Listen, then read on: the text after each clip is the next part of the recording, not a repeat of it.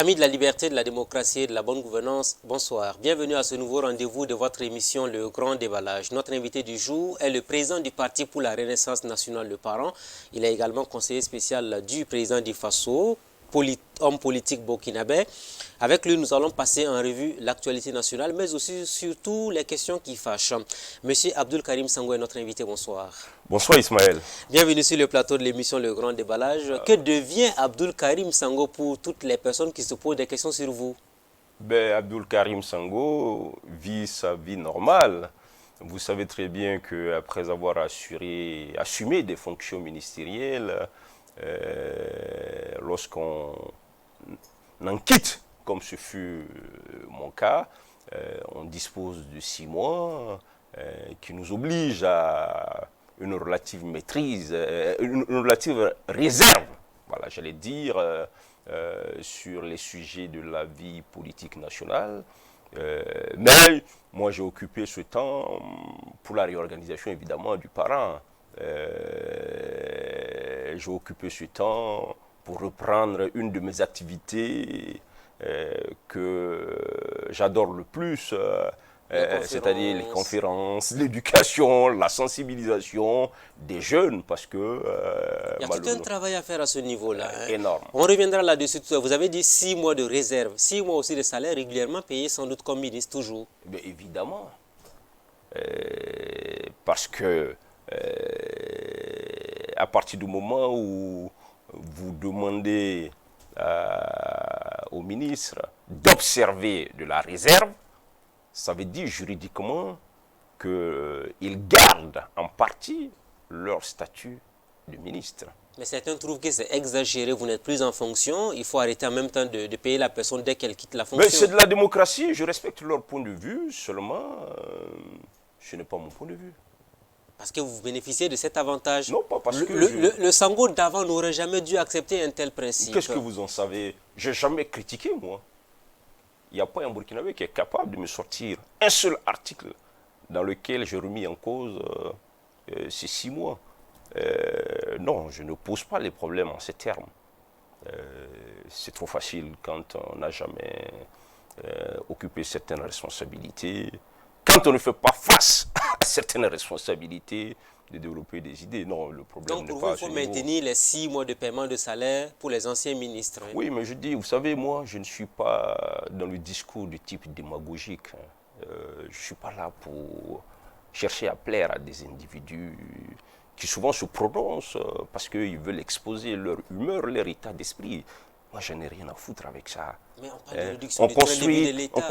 Oui, mais un ministre a des responsabilités dans la République. Quand il est ministre, mais quand il ne l'est plus... il a encore des responsabilités. C'est pour ça qu'il est astreint à la réserve.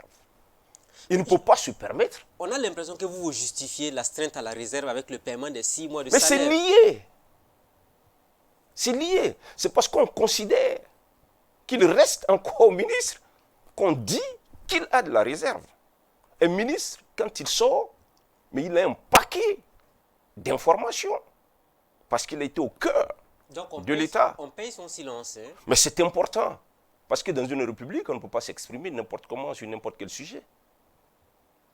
Je ne vois pas. Bien que l'État continuait de vous payer, vous avez accepté aussi faire vos conférences. Ça veut dire que vous avez été grassement finalement bien payé pour rien. Oui, mais les conférences, on vous a dit qu'on me paye pour ça. Pas Moi, je ne prends pas. Quand je fais des conférences pour des jeunes, je ne leur prends pas de l'argent pour ça. Ce n'est même pas. C'est pas nouveau, ça.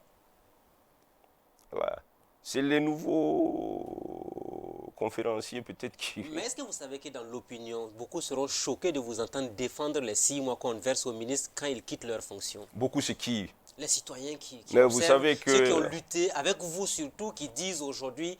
Quand même, il faut réduire le train de vie de l'État, il faut quand même passer certaines dépenses. Non, il faut qu'on se comprenne. Oui. Personne, y compris le gouvernement, n'est contre le principe de la réduction du train de vie de l'État. Personne ne discute ça. Et le gouvernement essaie à sa manière de s'y employer. On peut dire, comme disent les Burkinabés, trivialement, c'est bon, mais ce n'est pas arrivé. Maintenant, faut-il payer un salaire à des gens qui ont occupé d'importantes charges dans l'État après qu'ils aient quitté, juste pour une période transitoire?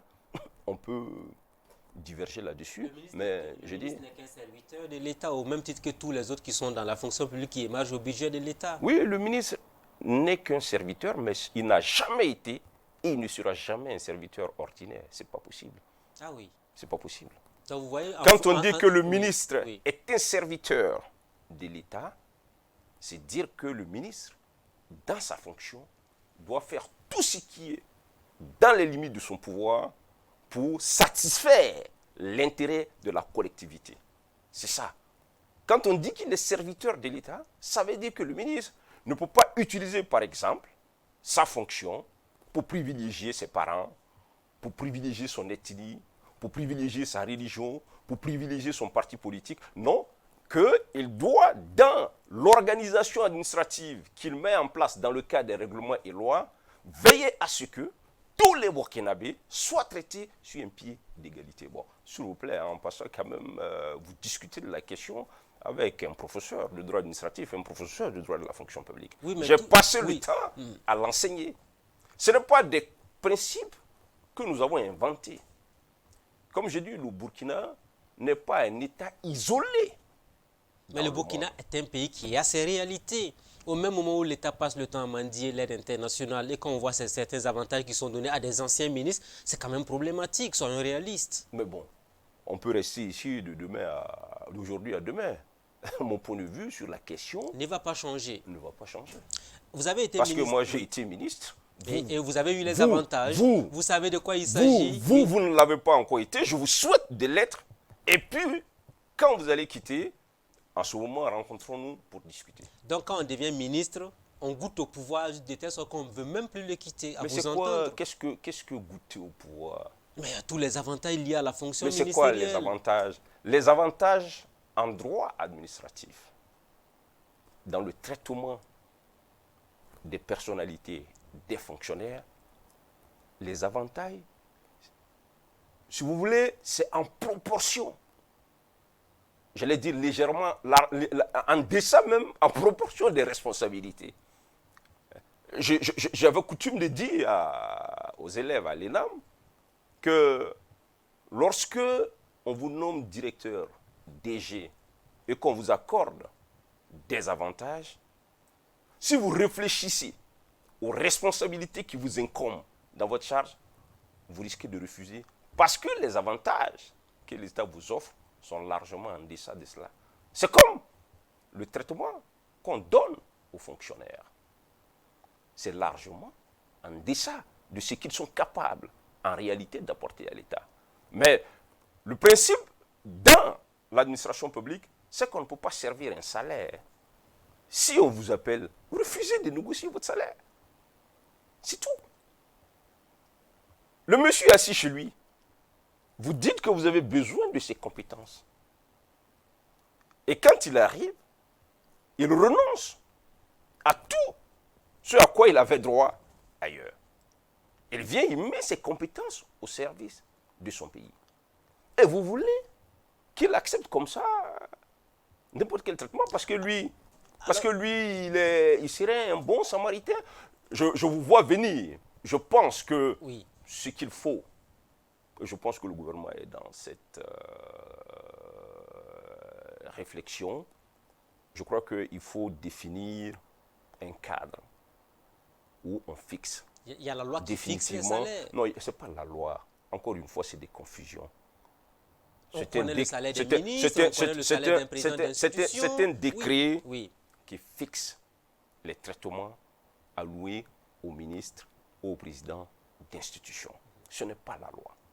C'est pour ça d'ailleurs que le principe de négocier son salaire ne peut pas être complètement contesté. Donc vous ne parce qu'en loi, parce que en droit, tout ce qui n'est pas interdit par la loi est permis.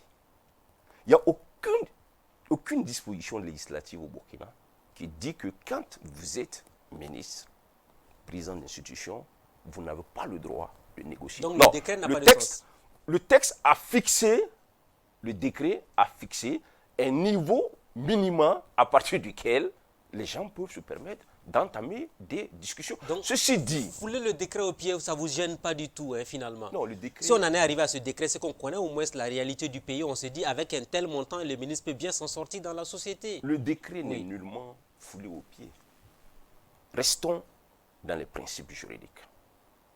Je vous dis que tout ce qui n'est pas interdit par la loi est permis. Est permis. Donc, du coup, c'est la couverture, voilà. C'est l'échappatoire qu'on trouve. Hein. C'est mais la meilleure des choses. Ce n'est pas l'échappatoire. Parce que dans la République, la seule chose qui nous unit, qui nous fixe les barrières, mais c'est la loi. Le législateur aurait pu penser que, mais il a juste dit, ça peut être contre-productif.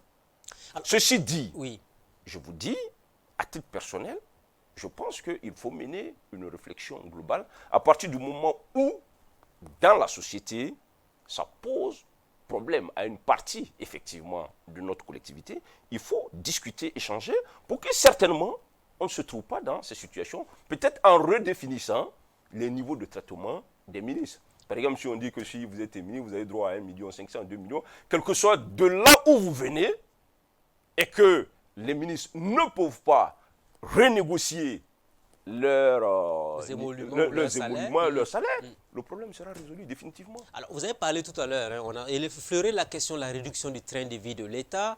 Vous avez été ministre de la Culture. Votre ministère, justement, est au cœur d'une grosse polémique liée à l'achat d'un véhicule de 96 millions.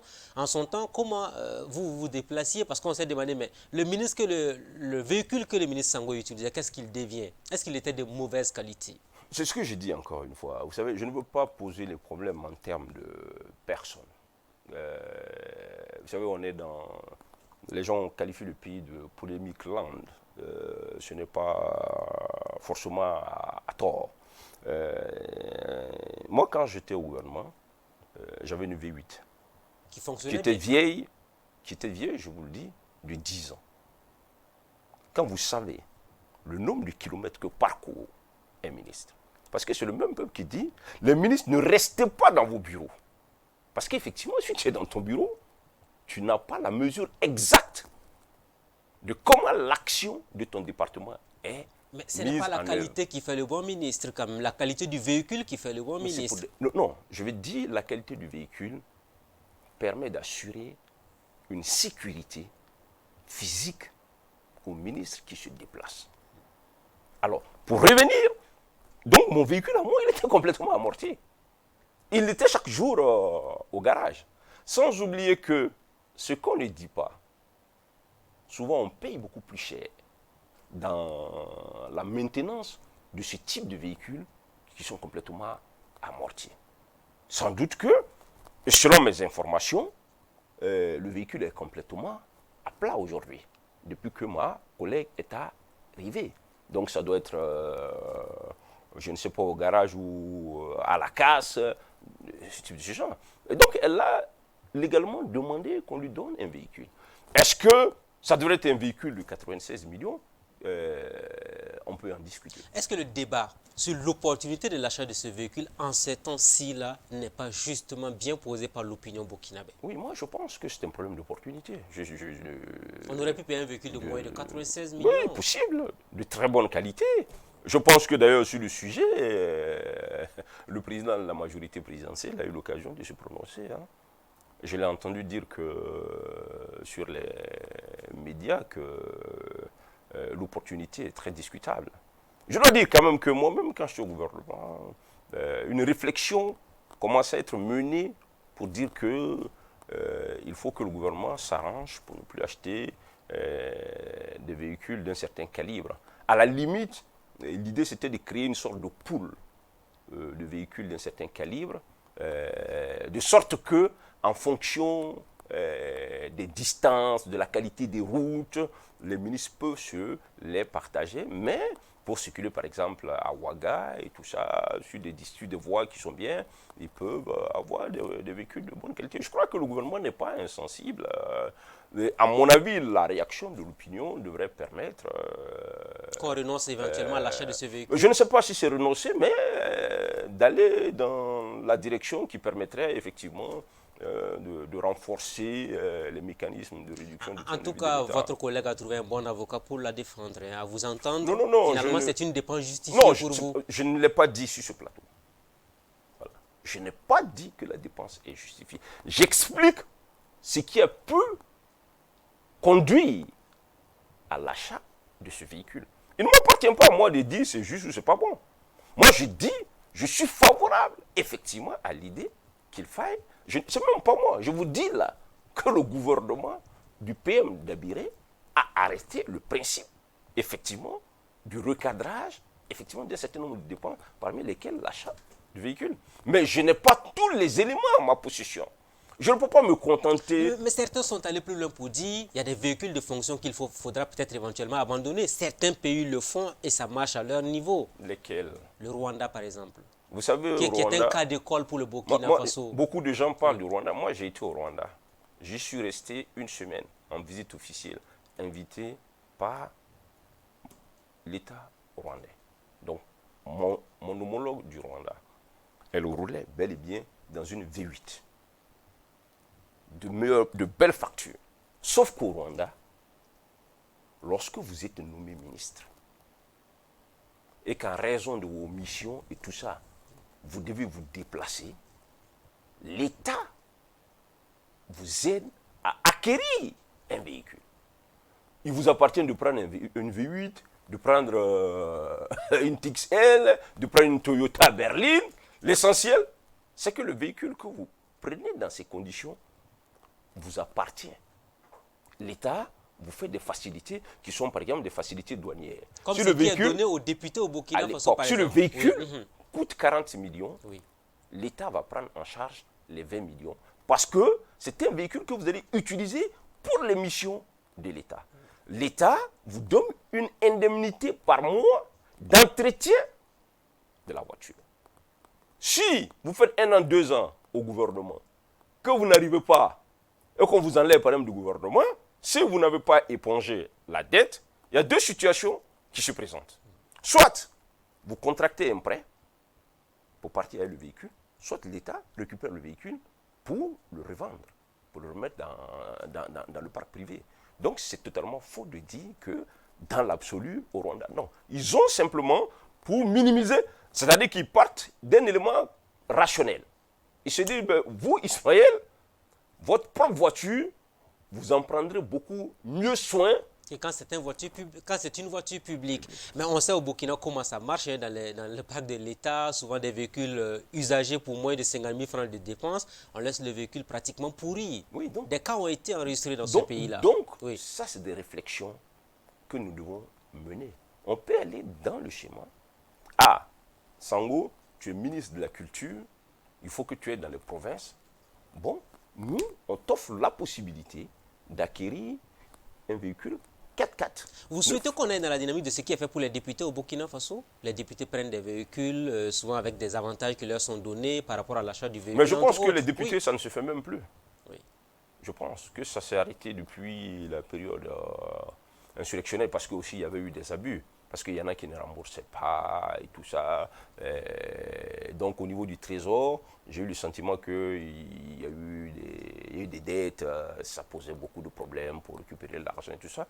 Je crois que les députés des législatures actuelles, à mon avis... Ils ont des avantages. Ils ont des avantages selon nos informations pour l'achat des véhicules actuels. Ah bon, ça je ne sais pas. Alors revenons donc sur le ministère de la Culture. Alors on a vu la passation de service, vous n'étiez pas là, ça a créé la grosse polémique. Certains ont même dit vous avez eu peur d'être hué par des artistes qui vous attendaient de pied ferme ce jour-là. Est-ce que finalement, cette thèse-là, elle est un peu vérifiée? Bon, vous dites certains, je ne sais pas c'est qui. Vous savez, moi, je n'ai pas pour habitude de me préoccuper des gens qui expriment leur humeur de façon maladroite ainsi. Qu'est-ce que moi j'ai à craindre? On se rappelle un peu, vous avez mis à dos hein, tous ces artistes musiciens reggae. Lesquels? Ceux à qui vous êtes adressé en disant si la musique ne marche pas, il faut aller faire autre chose. Certains s'attendaient à ce que finalement Sango puisse quitter le ministère de la Culture. Bon, j'ai quitté. Est-ce que leur sort a changé? J'ai quitté. Mais le problème, ce n'est pas Sango. Moi, je n'ai rien contre eux. Je les aime tous. Je les connais pour certains. Voilà, j'ai rien contre eux. Mon propos était dans un contexte assez précis. Et bien au contraire, je me réjouis parce que je commence à remarquer que beaucoup d'artistes excellent davantage dans leur travail. Et je me rends compte que depuis que j'ai quitté, ils commencent à remplir les espaces là d'expression culturelle et tout ça. C'est bien. Voilà. Non, je ne peux pas inventer une maladie, c'est pas possible. Voilà. Je serais allé, c'est les mêmes qui diraient, ils savaient qu'il avait la Covid. Demandez au secrétaire général du gouvernement. Vous pouvez l'appeler en off. Il a même dit, je voulais forcer moi pour venir là. Connaissant les méchancetés gratuites d'une catégorie. Ah, vous vous attendiez à cette polémique autour de cette maladie-là en cette période-là? Je m'attendais. Oui. Et puis j'étais à l'aise pour faire la passation avec la ministre Edith Tchombeno, qui est une grande amie. Elle pourra vous dire comme ça que moi, il y a 1 an ou 2 ans, je lui ai dit, mais je vous souhaite, madame, de devenir ministre. Parce que je pense que vous avez telle qualité, tel atout. Elle a beaucoup de respect pour moi. Donc moi, j'étais très à l'aise pour passer le flambeau. Je peux vous dire d'ailleurs, demandez à certains de mes collaborateurs. Je leur avais presque dit que je n'ai plus trop envie d'être ministre de la Culture. Ah oui? Oui. Vous pouvez demander, clairement. Pourquoi Oui. finalement? Parce que je pensais avoir donné le meilleur de moi-même à ce poste. En si peu de temps, vous avez trouvé que Donc, c'était en 3 suffisant pour ans, vous? j'avais fait ce qu'il y avait à faire. C'est tout. Il y en a. Je ne veux pas les citer ici. Beaucoup de mes collaborateurs qui étaient très proches de moi, beaucoup d'acteurs majeurs du secteur de la culture, je leur dis, vous savez, moi, je pense avoir donné le meilleur de moi-même à ce poste. Et c'est comme en football. Il faut partir au moment où... Donc ça veut dire que vous étiez prêt à ne pas accepter une reconduction au ministère de la Culture? Non, je ne peux pas. Je ne peux pas. Si le Premier ministre me propose d'être reconduit, j'accepte. Paradoxal quand Voilà. même, alors que vous avez l'intention de Non, partir. il n'y a rien de paradoxal. Parce que moi, je suis appelé à assurer une mission. Le Premier ministre dit, bon, le chef de l'État a estimé que, bon, il faut qu'on te reconduise parce que, voilà. Mais j'accepte. Moi, je suis un serviteur. Je considère que je suis un soldat de ma nation. Si vous m'appelez ici, moi, je viens servir. Mais je vous dis, très sincèrement, beaucoup de mes collaborateurs... Est-ce que vous avez eu des déceptions par rapport à la gestion du ministère de la Culture? Est-ce qu'il y a eu des moments où vous vous êtes dit, ce ministère-là, c'est un sac à problème? Non, c'est souvent les méchancetés gratuites. Vous savez, quand tous mes collègues savent combien moi j'emmerdais tout le monde au gouvernement pour défendre le secteur de la culture. Pas à cause des acteurs. Vous savez quand même qu'on ne peut pas me faire l'injure que je n'ai pas une grande connaissance de l'évolution de beaucoup d'États dans le monde. J'ai la modestie de croire que je suis à un niveau de culture politique, de culture générale, qui me permet de savoir comment la culture peut, ou comment la culture a permis à de grandes nations de faire des grands bonds. Alors donc, quand vous êtes ministre de la Culture, dans ce sens, vous souhaitez réimplémenter cela. Voilà. Alors donc, quand vous le faites, et puis certains acteurs, pour des raisons qui leur sont propres, voilà, vous en avez beaucoup souffert visiblement, hein? Oh, beaucoup souffert, oui, de certaines incompréhensions, mais pas beaucoup. Parce que l'avantage que moi j'avais, j'avais le respect de ceux que je considère comme les acteurs les plus majeurs du secteur. Que ce soit dans la culture, les Burkinabés qui brillent dans leur domaine. Ils avaient du respect pour ce que je fais. Je pense à Etienne Minungu, je pense à Kisriki, je pense à un musicien comme Issouf Compaoré, je pense à des gens comme Alif Naba, je pense à Zongo de Recréatral, je pense aux acteurs du théâtre, Zongo du Cito, voilà. Les plus brillants de ce secteur étaient conscients que, d'ailleurs... Donc votre problème, c'était avec les artistes carents? Je ne le dirai pas. Parce qu'on a l'impression que ceux qui s'en sortaient bien dans les domaines de la culture n'avaient aucun problème avec vous. Dans tous les cas, qu'est-ce qu'un ministre de la Culture peut faire pour vous? le On rôle a du l'impression, le rôle oui, du ministre de oui, la mais on Culture. a l'impression que votre ministère là, le ministère de la Culture, c'est un ministère à problème. Des courtisans tous les jours qui viennent vous demander de l'argent, on n'a pas fini. On avait l'impression que vous avez une caisse noire où il fallait distribuer de l'argent à tout le Oh, monde. c'est une erreur. C'est une erreur de compréhension. C'est ça. Parce qu'effectivement, le ministre de la Culture n'a pas de caisse noire. Voilà. Moi, j'étais obligé de négocier des partenaires ou de plaider auprès du président du FASO, du Premier ministre, des ressources pour aider. Tout le monde connaît. Le budget de la culture, c'est autour de 0,30% du budget de l'État. On ne fait pas de... Non. Est-ce que vous pensez que c'est une erreur de positionnement de la culture au sein de l'échiquier de développement au Burkina? C'est une erreur monumentale. Parce que chaque année, on voit, c'est l'éducation, la santé, la sécurité.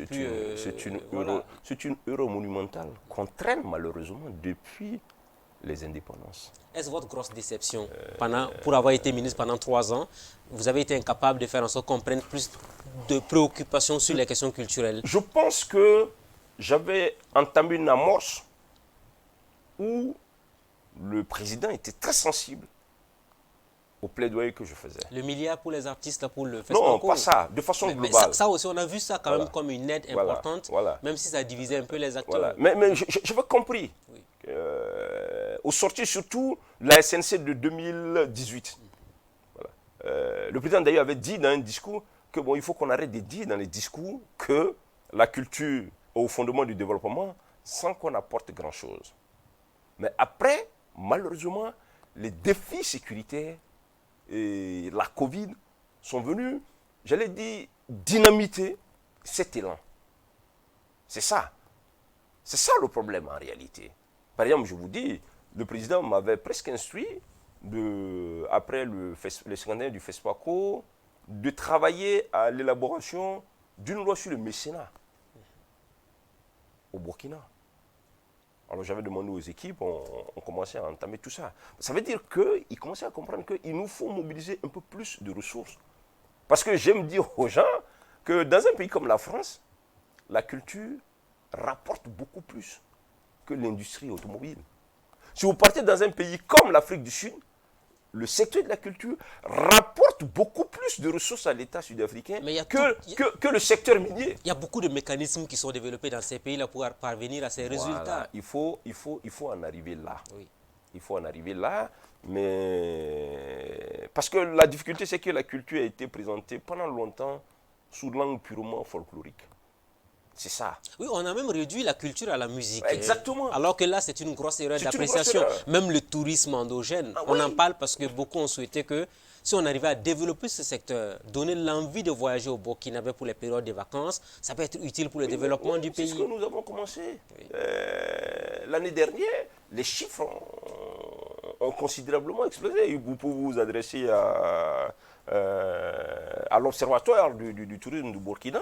Il n'y avait plus de place dans les hôtels à Bobo Dioulasso à un moment donné. Voilà. Les chiffres auraient été beaucoup meilleurs. N'eût été la période, vous savez, on a connu une période de mise en quarantaine un peu des villes qui avait duré... Lié à la Covid-19. Lié à la Covid-19. Je pense qu'il n'y a pas d'autre alternative pour développer le tourisme, pour développer l'économie nationale, l'économie locale, que d'investir.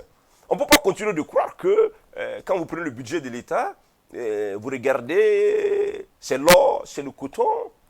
Un pays ne peut pas faire dépendre ses recettes principales de 2 facteurs que vous ne maîtrisez pas. C'est-à-dire que demain, si le cours de l'or baisse, vous êtes foutu. Oui. Si le cours du coton baisse, vous êtes foutu. C'est un modèle hérité de la colonisation qu'il va falloir courageusement remettre en cause. Regardez les grands pays du monde arabe, même l'Arabie Saoudite aujourd'hui. Mais ils sont tous en train d'abandonner l'économie liée au pétrole. Le tourisme, oui. Mais derrière le tourisme, ils développent leur culture. Parce que le touriste, il part pour découvrir ce qu'il n'a pas chez lui. Donc je pense qu'il y a du travail à faire à ce niveau. En tout cas, on espère je crois que ma collègue va reprendre tout cela. Et puis bon, moi-même, à côté du président... Oui, justement, on en parle. Vous avez été nommé conseiller spécial du président, chargé de la culture. N'est-ce pas une dégringolade de votre part d'avoir accepté un tel poste? Bon, je ne sais pas qu'est-ce que vous mettez dans des gringolades? Je venais de dire tout de suite que moi... Vous étiez ministre, oui. Vous étiez à côté du président chaque mercredi en conseil des ministres. Maintenant, on vous enlève du conseil des ministres, on vous envoie à la présidence comme conseiller. Oui, Souvent, on a vu des conseillers qui sont comme dans des garages où on les écoute pratiquement jamais. Mais il y a des conseillers aussi qu'on écoute. Et vous avez espoir d'être entendu par le président en tant que conseiller spécial? Je pense que si le président a bien voulu me proposer cette fonction, c'est parce qu'il pense qu'il doit m'écouter. Est-ce que n'est-ce pas une occasion pour continuer à vous verser le même salaire que ce que vous avez comme ministre? Oui, mais je ne sais pas pourquoi vous êtes braqué sur les histoires de salaire. Mais c'est parce que c'est important, voyons. Parce que moi, je gagne bien ma vie en tant qu'intellectuel. Voilà. Je me dis aux gens que tout ce que j'ai, ce n'est pas la fonction ministérielle qui me l'a donné. Hein?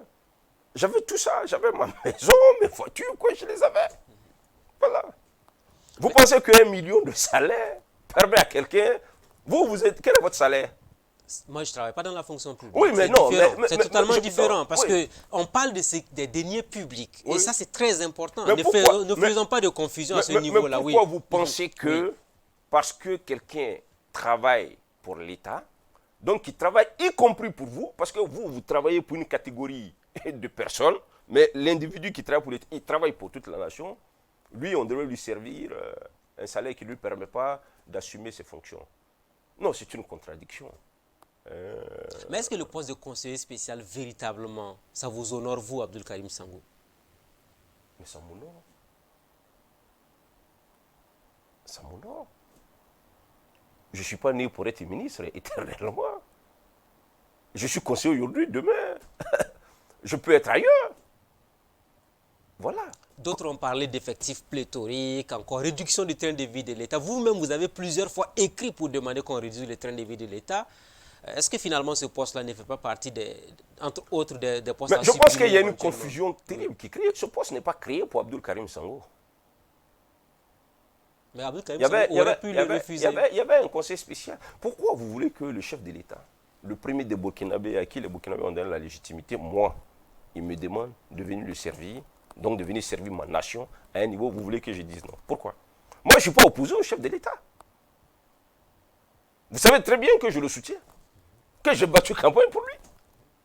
Je ne comprends pas.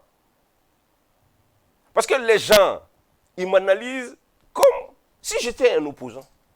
Quand moi j'étais opposant là, je ne tournais même pas à côté des gens de pouvoir. Ils savent tous. Ils sont vivants. Je n'allais même pas dans leur bureau, sauf s'ils ont besoin de moi. Parce que j'avais ma vision qui ne concordait pas avec leur vision. Et puis, sans aucune méchanceté. Est-ce que quand on soutient quelqu'un, on doit accepter tout de la personne? Mais qu'est-ce que vous appelez tout? Comme le poste, par exemple, de conseiller spécial chargé des questions culturelles. Non, ça, c'est votre point de vue. Eux, c'est le point de vue de certains Burkinabés. Les mêmes qui se réjouissaient quand on m'a enlevé. Vous savez, ce pays est un pays de savane. C'est ce que Ablassé appelle les troisièmes. Les troisièmes de Burkinabé. Voilà. Des gens que je ne connais même pas. Moi, je ne vois pas qu'est-ce qu'ils apportent beaucoup plus au Burkina que moi. Parce que je me dis que dans ma génération, là, je fais partie des Burkinabés qui sont le plus battus pour l'ancrage de la démocratie. Avec tout le respect que j'ai pour les autres personnes. Mais en respectant les gouvernants. Je vous rappelle une anecdote ici. J'ai eu un problème administratif quand j'étais enseignant permanent à l'ENAM. M. Sungalo Ouattara, ministre en charge de la fonction publique, donc chargé de la tutelle de l'ENAM, quand il a entendu, il m'a appelé dans son bureau.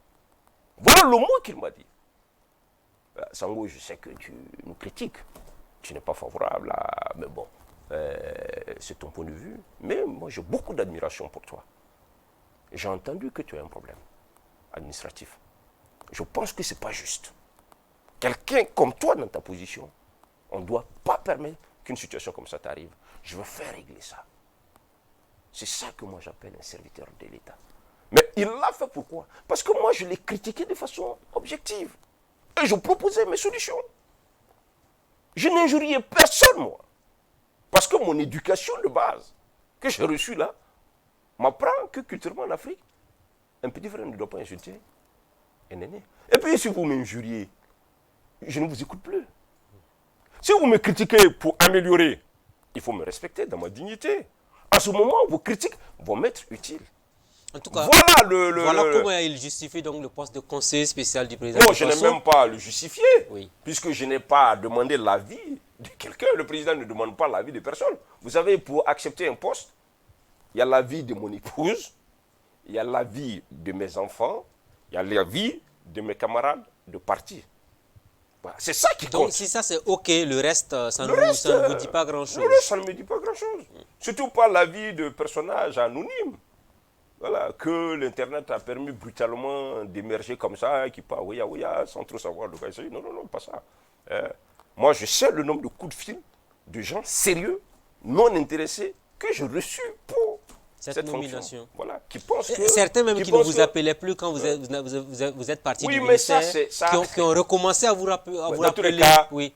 Le conseiller du président ne peut rien faire pour transformer la situation personnelle et individuelle des gens.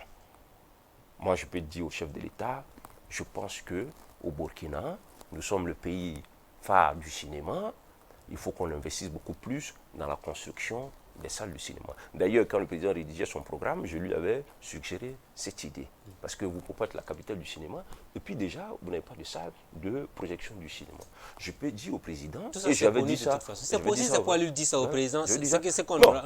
Votre poste n'a pas de sens. Puisque tout ce que vous dites là, on connaît ça déjà du Burkina. Oui. C'est pas connu, parce que le dire dans ma position, et puis le dire dans le débat général, ce n'est pas la même chose. Voilà. Parce que la proximité aidant, vous avez plus du temps pour développer un certain nombre de Vous avez tout un ministère qui s'occupe de la culture. Un conseiller peut faire quoi face à un ministère? On a l'impression que finalement, on double des postes inutilement. Mais le ministre est un membre du gouvernement qui a un champ d'action, qui gère un personnel, qui gère au quotidien. Voilà. Le conseiller, il alerte, il suggère.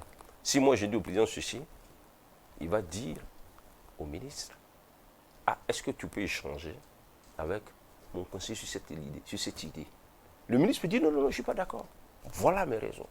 Voilà. Parce qu'on ne peut pas tout penser à tout. Vous savez, moi, quand en 2010, le président Obama nous a invités là, à la Maison Blanche, cette réunion avec les jeunes Africains, il a dit que être président, c'est vraiment un bon rôle. Parce que cette idée-là, c'est une idée d'un de ses conseillers. Donc, le conseiller d'un président, ce n'est pas une fonction inutile. Et puis, vérifions encore à l'épreuve. Vous savez, moi, quand j'ai été nommé ministre, j'ai tout entendu.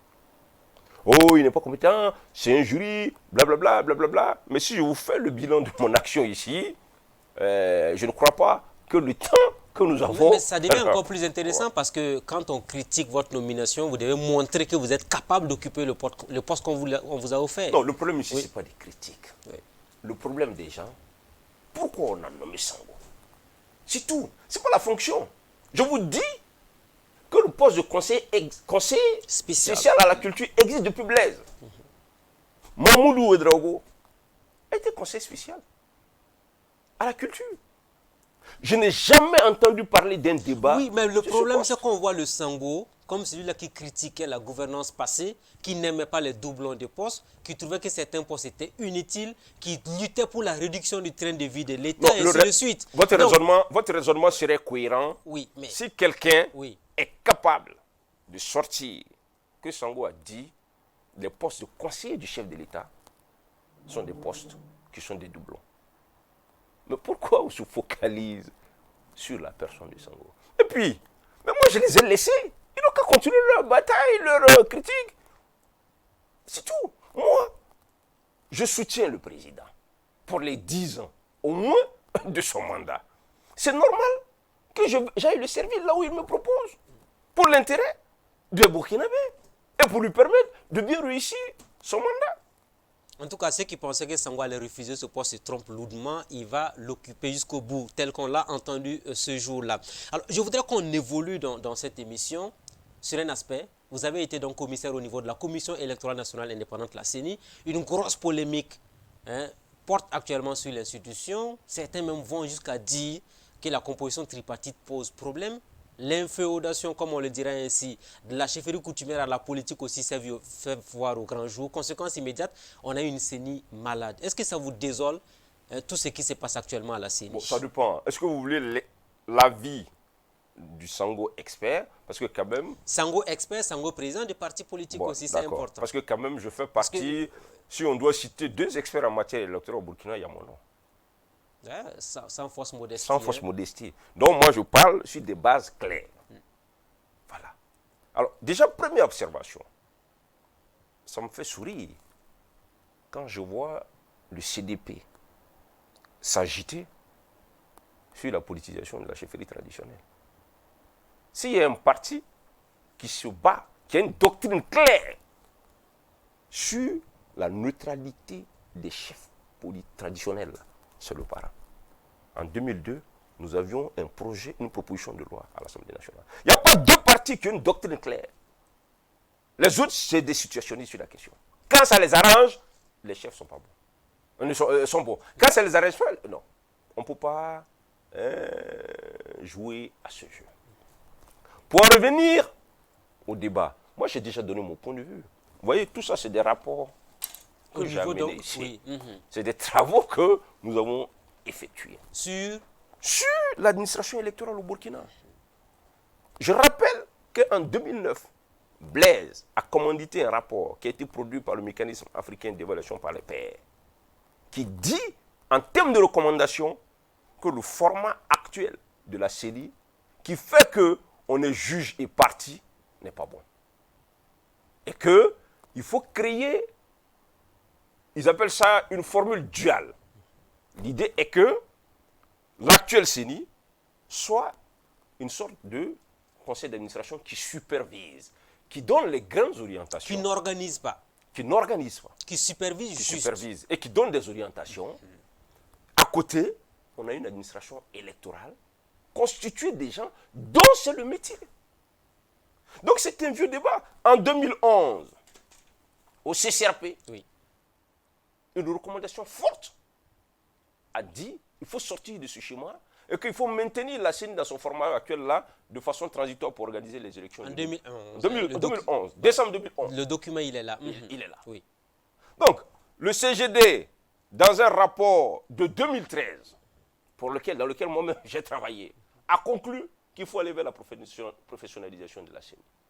Mais les acteurs politiques, ils ne veulent pas. Et je pense que... Vous pensez qu'ils prennent en otage aujourd'hui la CENI? Quand on regarde un peu les agissements des uns et des autres. Ils prennent en otage, c'est tout. Ils ne veulent pas qu'on avance sur le processus. Sinon, toutes les solutions sont là. Est-ce que le fait de dire que le chef qui a été proposé au niveau de la chefferie coutumière, c'est un faux débat.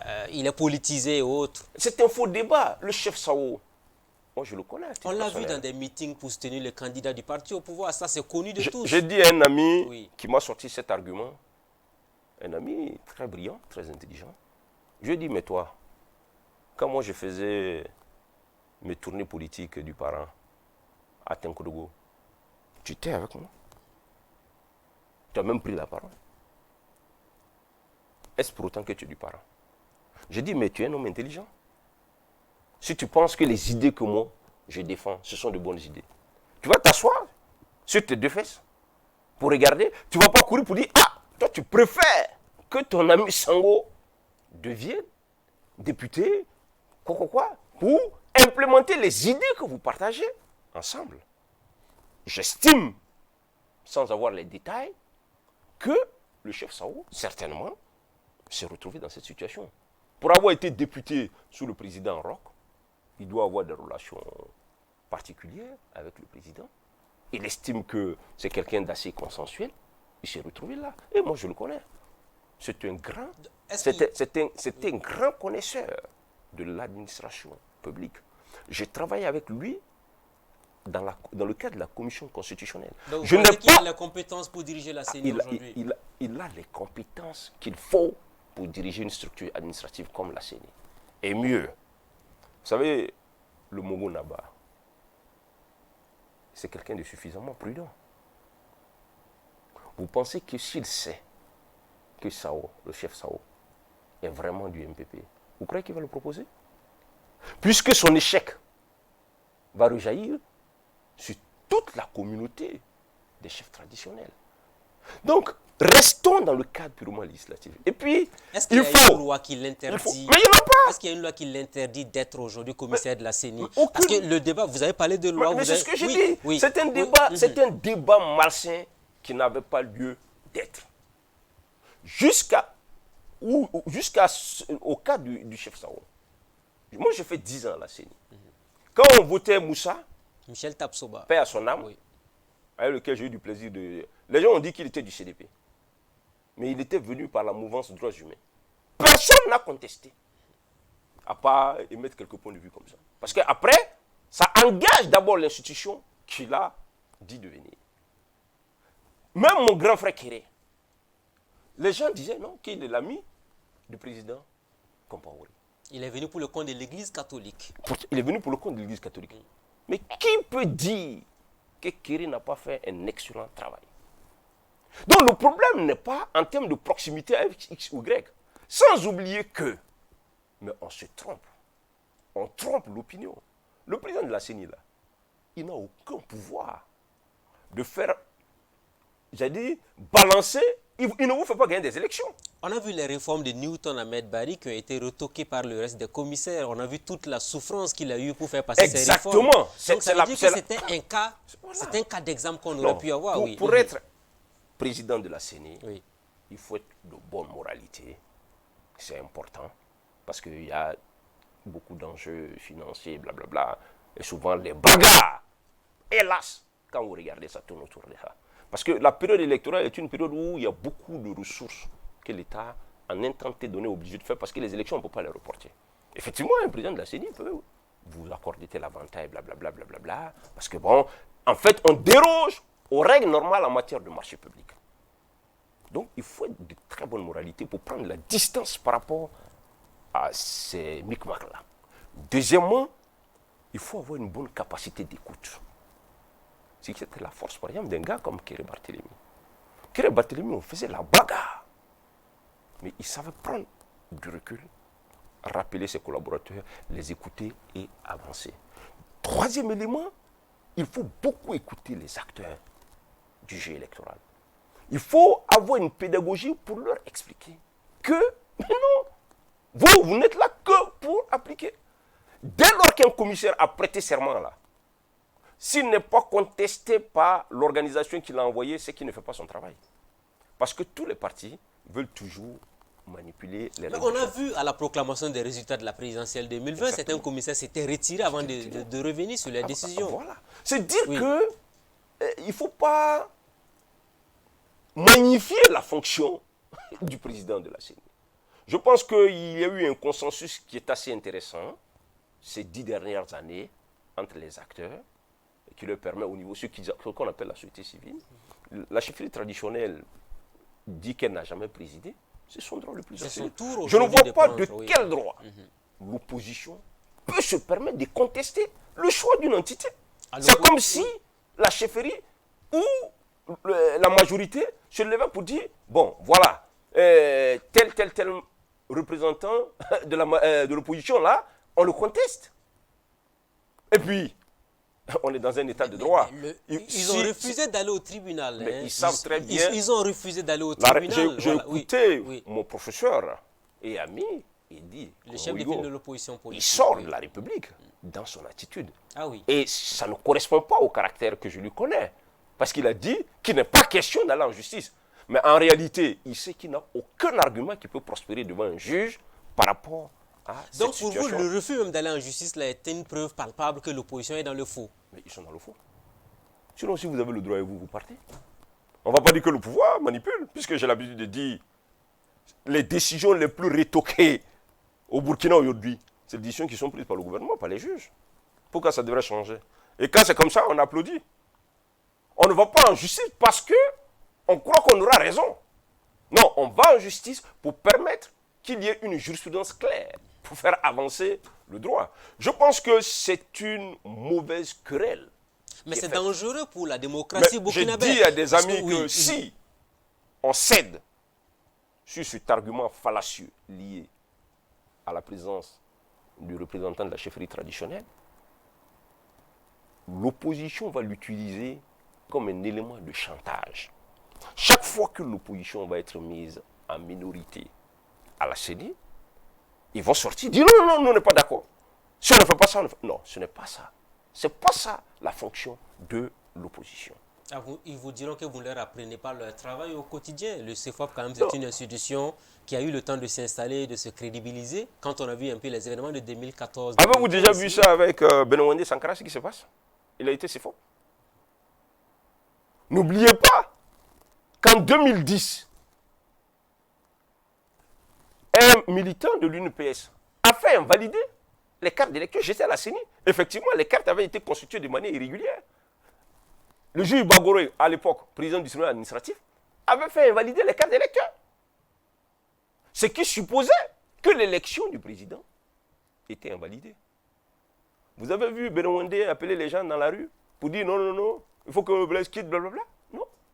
Dès qu'on allait au Conseil d'État, le Conseil d'État, maladroitement, pour des questions d'opportunité, je comprends, effectivement, il y avait plus d'inconvénients à annuler que dans un système, dans une sorte de bricolage juridique, a dit non, que le juge, au premier degré, n'avait pas raison. Alors, fermement, vous dites à l'opposition d'aller au niveau du tribunal pour contester le choix du Sao-Naba. Moi, je n'ai pas à leur indiquer la marche à suivre. Tout ce que je dois leur dire, il ne leur appartient pas de contester le représentant d'une entité, alors que la loi ne l'interdit pas. Voilà tout ce que la loi dit des membres du bureau de vote à la CENI, et je l'ai pratiqué pendant 10 ans, et en droit électoral comparé, je connais, je l'ai enseigné, je l'enseigne toujours.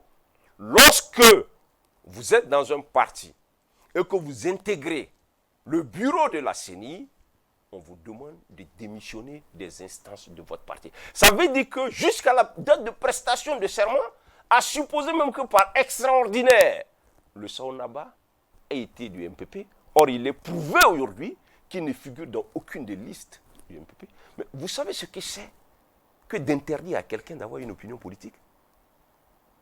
Mais c'est une atteinte flagrante aux droits de l'homme. Il a son opinion, il a ses amitiés. Ce qu'on lui demande à la CENI, c'est de bien organiser la structure. Est-ce que ces amitiés-là ne peuvent pas déteindre un peu sur la qualité de son travail en tant que président de la CENI? Je vous le dis, ce n'est pas possible. Moi-même qui suis assis ici, là, Newton Ahmed Bari, là, je ne dis pas c'est mon ami, c'est mon frère. Quand on allait à mon dossier à la CENI, et qu'il y a eu le problème sur le casier judiciaire, c'est mon frère, là. Vos listes ont été invalidées. Mes listes ont été invalidées. Voilà. Alors, donc voilà. Ça veut dire qu'on peut servir une institution contre les intérêts de ceux qui nous sont proches. On peut mettre les amitiés de côté, voilà qui est clair. Alors, le Sao-Naba, je le dis, je le maintiens, je l'ai connu en tant qu'étudiant. Il était à la CENI. Moi, je n'ai pas l'habitude de... Vous savez, quand j'étais ministre, je disais au chef qui passait devant moi, je dis, je n'aime pas l'amitié des chefs. Ça choquait certains. Je dis non, parce que je pense que les chefs doivent faire l'effort de se mettre au-dessus de la mêlée, comme on le dit. Voilà. Et donc, on a même souhaité la constitutionnalisation de la chefferie coutumière, et ainsi de suite. Ce débat-là, on pourrait le mener un peu plus tard. On a l'impression qu'il n'y a que deux blocs qui tiennent la vie de ces Burkinabés-là, l'opposition et la majorité. Chaque fois, ce sont les deux là qui se tirent les ficelles chacun de son côté. Est-ce que finalement, on est dégrébé? Dans ce pays, quelqu'un l'a décrit. C'est-à-dire qu'au Burkina, on a atteint un niveau où le débat politique est complètement malsain. Le débat de société est complètement malsain. Conséquence, les Burkinabés les plus honnêtes, qui ont des arguments d'autorité, parce qu'ils ont le savoir, ils ont décidé de s'emmurer dans leur silence, laissant le pays aller à volo. Parce que ceux qui parlent de certains sujets n'ont aucune compétence, aucune capacité à en parler avec autorité. C'est tout. C'est pour ça qu'on se trouve dans cette situation. Il faut le renouvellement de la classe politique burkinabé. Est-ce que vous souhaitez que tous les intellectuels qui ont des idées à partager, des opinions à porter, ils sont pas obligés, qui s'engagent en politique? Ils ne sont pas obligés de faire de la politique partisane. Mais un intellectuel sur un sujet de société, moi, avant d'être au gouvernement, c'est ce que je me vertuais à faire. Par exemple, si je n'étais pas au gouvernement, si je n'étais pas conseiller spécial, comme ça, j'aurais pris mon bic, sorti un article d'autorité, argumenté, pour dire voilà la direction que l'on doit prendre. Et je connais beaucoup de Burkinabés qui ont ces compétences. C'est ce qu'on leur demande. Tout le monde n'est pas obligé.